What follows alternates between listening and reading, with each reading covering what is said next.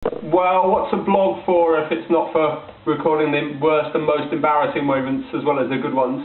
Yesterday I drove most of the way to France and back as the GUKBT is in this most random location in Thanet, right in the southeast corner of the country. And it's a day I'll remember principally just for one disgusting hand. It's a hand so interesting and so bizarre I'm actually going to do a video about it all on its own, but just for the purpose of the story I'll let you know quickly what it was.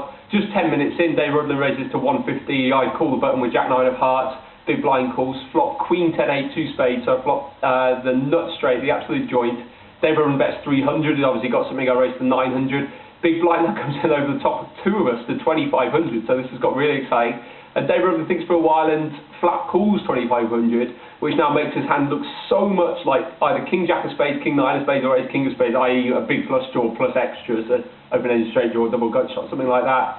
And it comes to me, and I have an obvious push for 7500 more, but I think in this spot it's so likely that someone's got spades, and will become even more obvious on the turn of spade comes that I'm beat, that I can actually allow myself the privilege of flat calling, because the money goes in on the turn anyway if it comes a blank.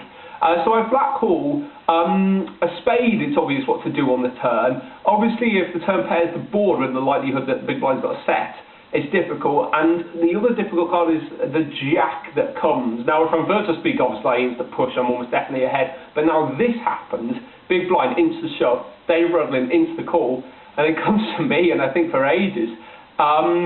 And I'll speak much more about it in the other video, but it looks so much like one of the hands, and almost definitely Dave Rudlin's hand, is the big draw, and now for the insta shove, that's no longer a big draw with just kind of like 8 jack of spades or something like that. It almost must have hit straight. Most likely straight is that it's 10 9 of spades and that I'm going to be splitting the pot if it fade outs. But of course, the other possibilities, which now looks a lot more possible, are King 9 of spades or Ace King of spades, which now have me drawing absolutely dead. So I think for ages, and I kind of think, well, even in the best case scenario, the hands are like a set and a big draw, I'm still only 50%, and so I pulled out a kind of bizarre pass, which felt right, but turned out to be disgustingly wrong, because the two hands were a set of queens and Ace Jack of spades for obviously a massive draw on the flop, and now just picked up a pair on the turn. But bizarrely, those hands were the other way round from what you would expect them, and that the big blind had made a massive move with his Ace Jack of spades, and Dave Rudlin a bizarre flat call on the flop with a set of queens. Not wrong, but definitely not what you would expect, and it's through my read. So even in that spot, I would have had to face 22 hours, but of course I would have done. And after 10 minutes of the tournament, I passed up on the chance to have an amazing 30,000 stack. So obviously the day wasn't dead. I had 7,500, but there was a way I deserved it to go, having passed up that chance to have 30,000, and it went exactly that way. I wouldn't change much about what I did the rest of the day, but the pots were interesting, so see what you think, really. Maybe I didn't play them all as good as I could. About 20 minutes later, I raised King Queen of spades to 150, big blind calls, flop Jack 6 2 2 spades, so I flop 2 overs and a second up flush draw. And now he leaves out 500, which is bigger than the pot, and everything about it just stinks of weakness, all the physical tells and everything. So because he's so obviously weak, I flat called with the intention that I can just take it away in position on the turn and river. And also, of course, I want to keep the pot alive if I'm going to hit a flush. Now, that's possibly the wrong thing to do. When I'm so sure that he's weak, I should just maybe raise there and be done with it. But I flat called. Next card's a queen to now give me the top pair. There's something interesting happens. He bets 1500, and there seems to be a complete change in the tell where he now goes 1500. Kind of thing. That's bizarre. Is that what hand can be so obviously weak on the flop and now suddenly has changed on a queen turn? It really didn't make too much sense.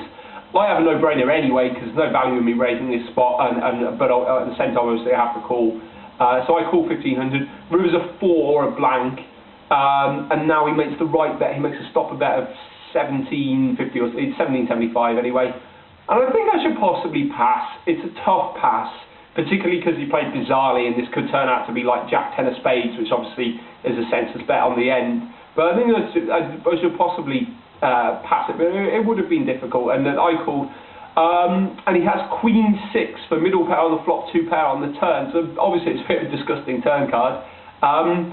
But what's really interesting is if I really nailed that physical tell that I was so sure the flop was weak, which it kind of was with middle pair, and that something strange happened on the turn, then maybe I can get a dead read that he has to have Queen 2 or Queen 6. So it's interesting enough. Anyway, that spirals me down to like 3,200. Not much happened until an interesting pot 2 hours later against this guy James Sudworth, who I think is a pretty damn good internet player.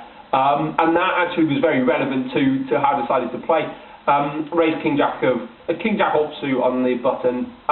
He calls the big blind and checks dark, which is always really weird. Flops 10, 7, 5, 2 hearts.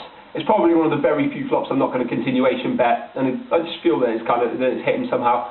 Turn is the ace of hearts, which is interesting. There's 3 hearts, and I've got King Jack with a Jack of hearts in my hand. So now I feel that I can probably double barrel and win most of the time. I bet 500 he calls, and at this point, for some reason, I feel absolutely sure he has 8-7 or 9-7 with a heart, which he turns out to have for the second bottom pair, which kind of doesn't believe me. So he calls the 500. Obviously, we've got a lot of outs on the river. There are also a lot of nice cards to fire another bet. The 10 that comes to pair the board is really one of the worst cards for ace 10, 10, 7, 5 now, and I've missed and got king high. So what happens is really interesting. I think there's no way I can make the standard kind of bluff bet of 900,000 here, because I think he has an easy call. I don't think I would bet that with ace king. And what's really interesting is, should I push all in for kind of an over shove? Against anyone else, definitely yes, because they can't pull out a call there with 8-7. But against a good internet player, I think I'd trust him to make the read that really I can't rep a single thing there. Can I rep a flush? No way. I would have bet a flusher on the flop. Can I bet trip 10s? No way. I bet top pair on the flop. Can I bet a house? Not most full houses. I bet aces on the flop. I bet ace 10, and I probably bet a set on the flop. So really, because I've got no rep, I actually trust him to pull out a great call if I shove there. So 500 feels right because it reps an ace so strong. Of course, the only problem with 500 is that it is only 500, and that's actually kind of what happened. That he actually went to pass, thought about it, realised it was small, and he wanted to kind of be bluffed out with the bet so small, and eventually kind of siding through in a call, which obviously is gutting because it had come so close. And it sounds silly, but I like the line there, even though it turned out. Maybe the best thing is just because I've exhausted all the options, and maybe 500 is always going to be called, so I actually realised that the 10 is a card I should give up. But anyway, it doesn't make much difference. I would have been low anyway, and it came to the lottery stage.